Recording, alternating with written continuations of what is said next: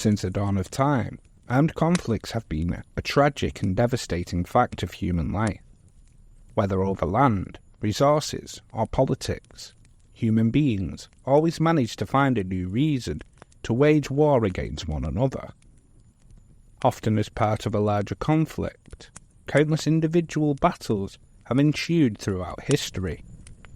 Some are short and relatively uneventful, while others change the fate of entire nations and people. All battles are terrible, but some have managed to stand out in history as a particularly horrendous loss of human life.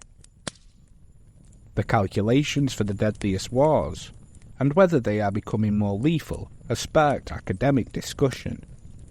Factors such as technological advancements, weaponry, and population growth contribute to significant loss of life observed in wars, particularly in the 20th century. With this intricate backdrop, identifying the deadliest battles within these wars can pose a challenge. It's worth recalling Mark Twain's popularized phrase about lies, damned lies and statistics, highlighting the complexity of such analysis.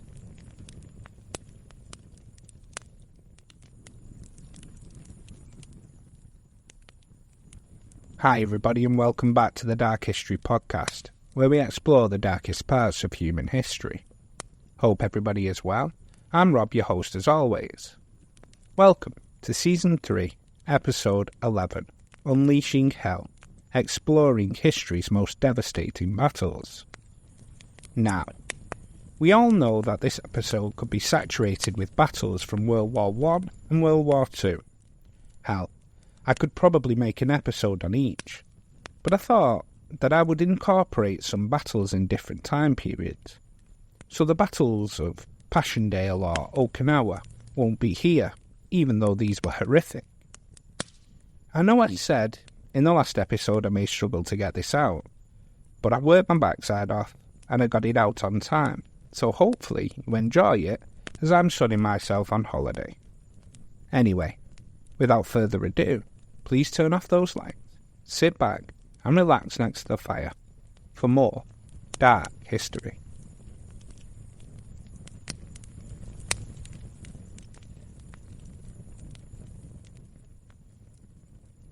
Where to begin? Well, I suppose the civilization who had death and destruction down to a fine art. The Mongols, and their infamous leader, Genghis Khan, or Chinggis Khan, if you're a historical purist. I digress. A man who allegedly decreased the Earth's CO2 output at the time because of how many people he had murdered. Anyway, during the late 11th century and extending into the early 13th century, Gurganj rose as an eminent capital of the expanding Khwarezmian Empire. A bustling metropolis situated along the banks of the Amu Darya River. The city of Gurganj would taste the relentless onslaught of the Mongol invasion in 1219. The conflict first began after Shah Muhammad II, the leader of the Khwarezmians, killed a group of Mongol diplomats. Enraged by this news, Genghis Khan launched a merciless and devastating invasion into what today could be roughly described as modern-day Iran, Afghanistan and Turkmenistan. The key cities of Samarkand and Bukhara both fell in short order. Only Gurganj, the capital, remained. Although Mongol forces did not encroach upon Gurganj until 1221, by then the empire's dominion across Transoxiana and Khorasan had already succumbed, leaving Gurganj isolated and bereft of any hope for reinforcement. The formidable army dispatched to besiege Gurganj was under the joint command of three illustrious sons of the indomitable conqueror Genghis Khan. They were Jochi, Chagatai, and Ogadai. Despite the city's grim awareness that resistance would likely culminate in ruin, Gurganj defiantly took up arms against the Mongol invaders, spurred on by its strategic significance of its location along the vital inner Asian trade routes. Remarkably, amidst the turmoil of siege preparations, a subplot unfolded as Jochi, driven by a vested interest in safeguarding Gurganj's economic importance, endeavoured to broker a peaceful resolution to the impending conflict. However, Jochi's efforts to reconcile the besieged city with the Mongol forces were met with internal discord, as conflicting strategies and ambitions amongst the Khan's sons hindered the cohesion of the siege's effort. A recurring observation in historical accounts talks about the absence of stones surrounding the besieged city, presumably cleared by the defenders in anticipation of the siege. The scarcity of readily available projectiles compelled the Mongol forces to innovate, resorting to the utilisation of hardened sections of mulberry trees, a resource made resilient through saturation with water. However, given the extensive territorial control exercised by the Mongols in the surrounding regions, one cannot help but speculate whether this makeshift solution was a mere stopgap measure, awaiting replenishment from ample supplies procured from other subdued cities in their expansive conquests. Eventually, they breached the formidable walls of Gurganj. The Mongol conquest necessitated a grueling urban warfare campaign spanning several months, with the invaders methodically advancing through the city's street. Utilising devastating naphtha, a highly volatile flammable liquid, much of the urban landscape fell victim to destruction as the Mongols pressed forward. When the beleaguered defenders eventually capitulated, their surrender was met with merciless retribution. The Mongol losses had been too substantial to entertain the notion of clemency. The entire civilian population was either killed or enslaved, with estimates being as high as 1.2 million casualties. Most of these people were probably beheaded. The nobles often faced a more slower demise. Traditionally, Mongols executed royals and nobility without shedding blood on the ground, so these people could have been trampled by horses whilst they were rolled up in carpets, buried alive, or simply drowned. The obliteration of Gurganj from history was further sealed, and the nearby dams were inadvertently or possibly intentionally destroyed, resulting in the inundation of the city. This catastrophic event, compounded by the displacement or elimination of local individuals possessing knowledge of the dam's maintenance, contributed to the irreversible demise of Gurganj.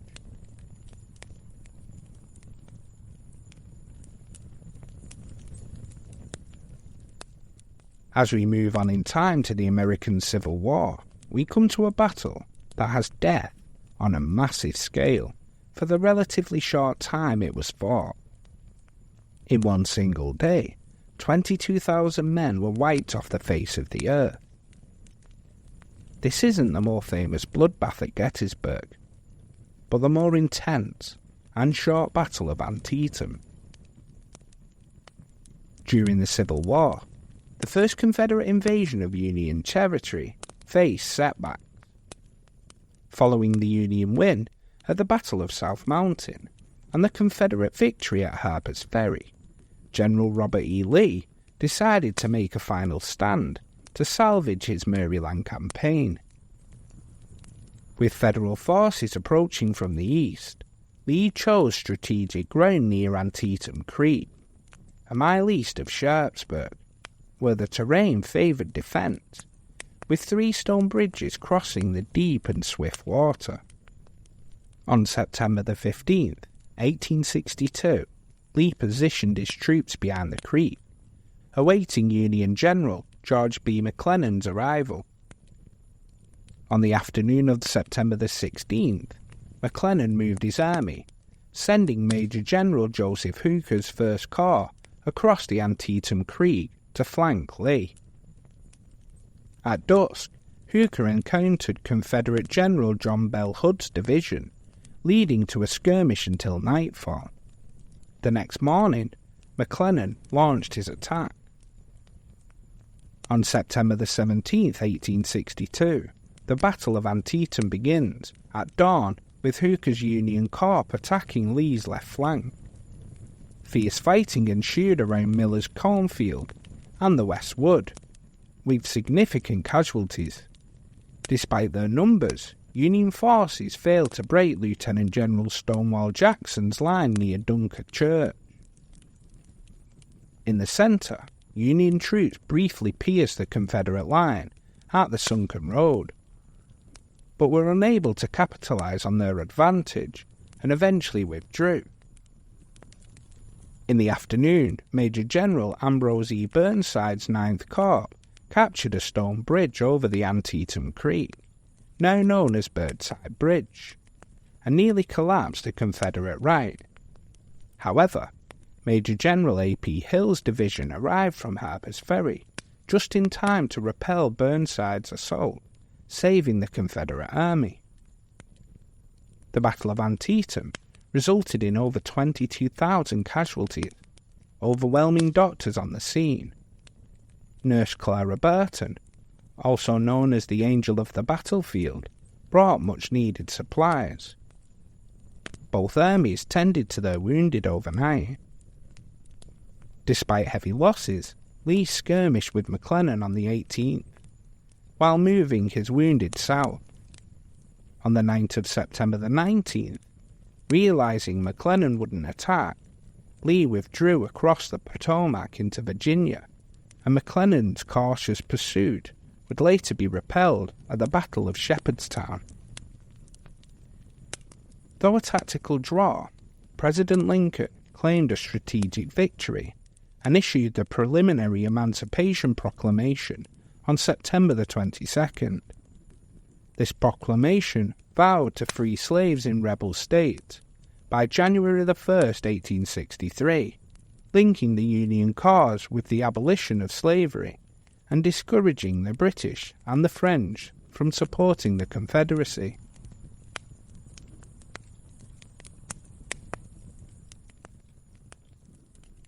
As we move on in time, we come to a battle which saw the heaviest loss of life in a single day in British Army history. Of course, this is the Battle of the Somme. Life in the trenches during World War I was a nightmarish existence, defined by unrelenting hardship and constant peril. Soldiers, huddled in narrow, muddy ditches, endured ankle-deep mud, vermin infestations, and the stench of decay. The ever-present threat of enemy artillery bombardments, sniper fire, and gas attack kept the soldiers in a state of perpetual fear and anxiety.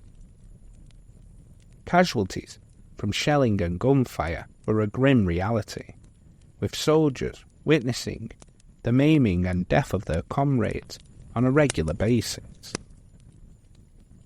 Amidst the physical dangers, the psychological toll of trench warfare was profound.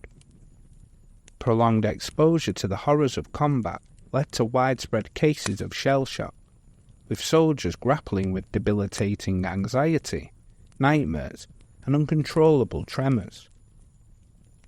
It was under these dire conditions that the Battle of the Somme offensive began. After failing in 1914-15 to break the muddy stalemate of trench warfare, the Allies developed a new plan. A big push on the Western Front would coincide with attacks by Russia and Italy elsewhere. The British wanted to attack in Belgium, but the French demanded an operation at the point in the Allied lines where the two armies met. This was along a 25-mile or 40-kilometre front on the River Somme in northern France. Commencing on June 24, 1916, the British initiated a comprehensive 7-day preliminary bombardment as part of their strategy. General Sir Douglas Haig's artillery was tasked with the ambitious objective of obliterating German defences, neutralising enemy guns, and severing the barbed wire barriers ahead of the enemy lines. Upon the commencement of the assault, a creeping barrage was to be implemented, providing cover for the advancing infantry. Anticipating that the relentless bombardment would devastate German positions and render them ripe for occupation, the British harboured high hopes for the success of their offensive.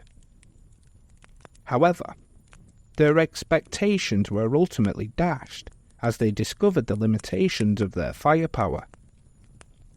Their artillery assets were thinly spread, proving insufficient for the monumental task at hand and highlighting a significant overestimation of their capabilities. The British fired 1.5 million shells. Many were shrapnel, which threw out steel balls when they exploded. These were devastating against troops in the open, but largely ineffective against concrete dugouts. A lot of the shells were also defective. German defences were not destroyed, and in many places the wire remained uncut. Exactly a week after the bombardment began, at 7:30 a.m. on July 1st, 1916, the whistles of British officers sounded up and down the trenches to signify that they were going over the top, and 14 British divisions attacked. In most cases, they were unable to keep up with the barrage that was supposed to be taking them through to the German trenches. This gave the Germans time to scramble out of their dugouts, mend their trenches, and open fire. Although some gains were made, most of the tightly packed men were mowed down with machine gun, rifle, and artillery fire, and were slaughtered. In one single day, the British suffered over 57,000 casualties, of which 19,000 men died. The Battle of the Somme raged on for a further 4 months.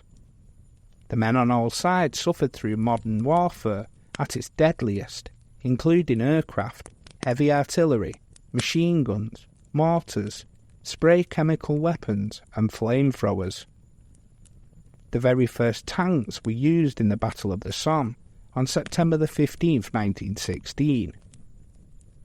When the Battle of the Somme finally ended, on November 18, 1916, more than 1 million soldiers from the British, German, and French army were wounded or killed.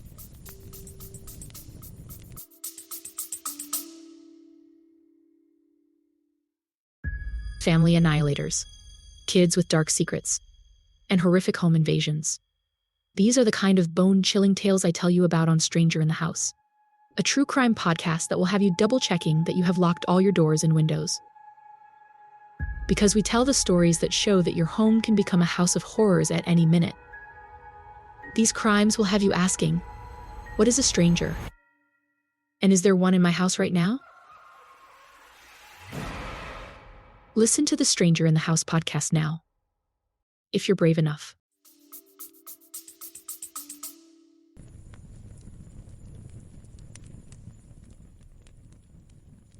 For our final story of today's episode, we move to World War II.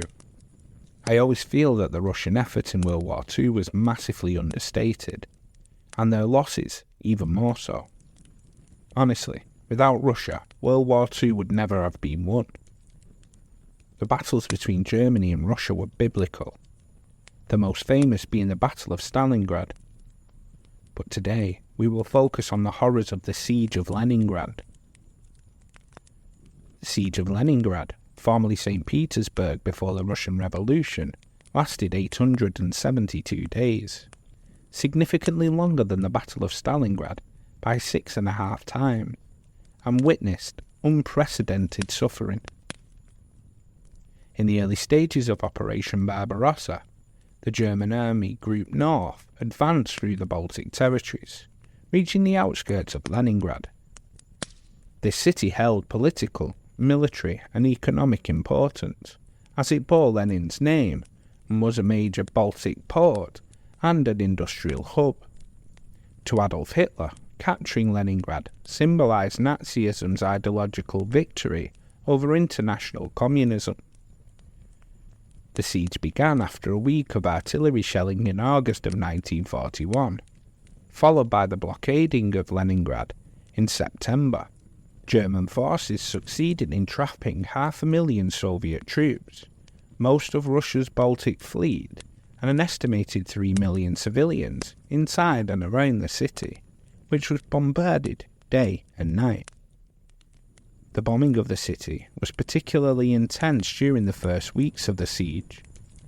80% of the air raids took place between September and November 1941, but the summer of 1942 and 1943 were also extremely violent.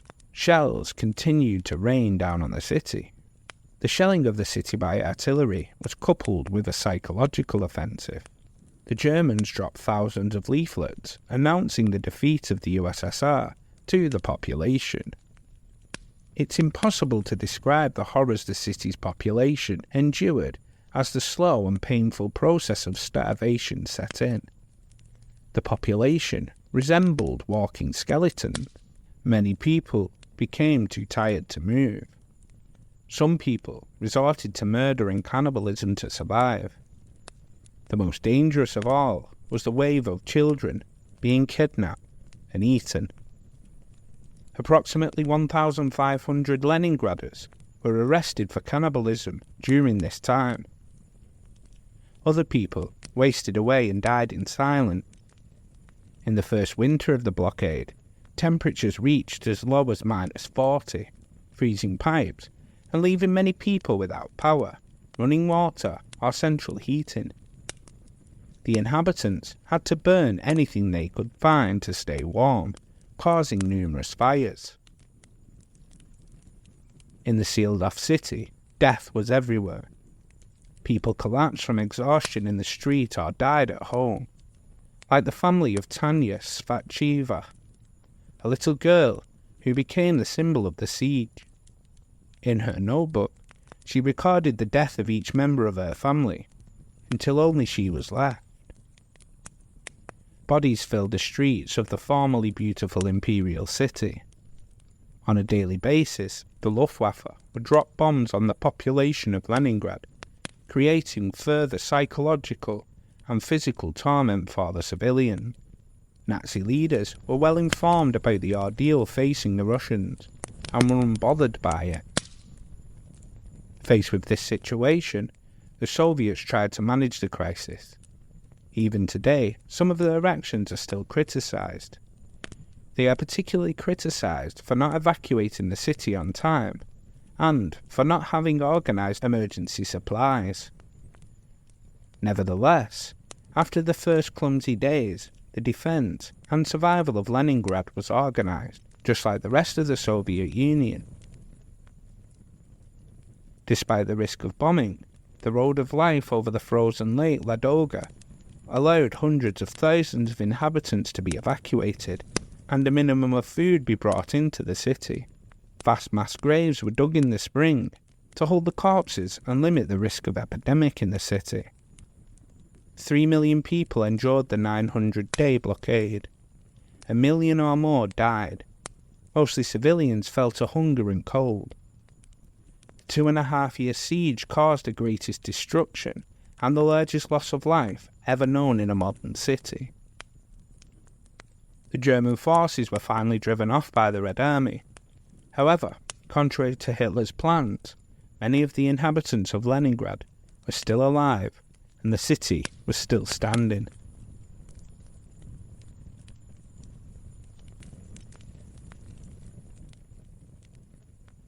Thank you for taking the time out of your day to listen to this dark episode. So yeah, there was a selection of some of the worst battles in history. To be honest, I could have put most of the Mongol battles in this list and had the same results.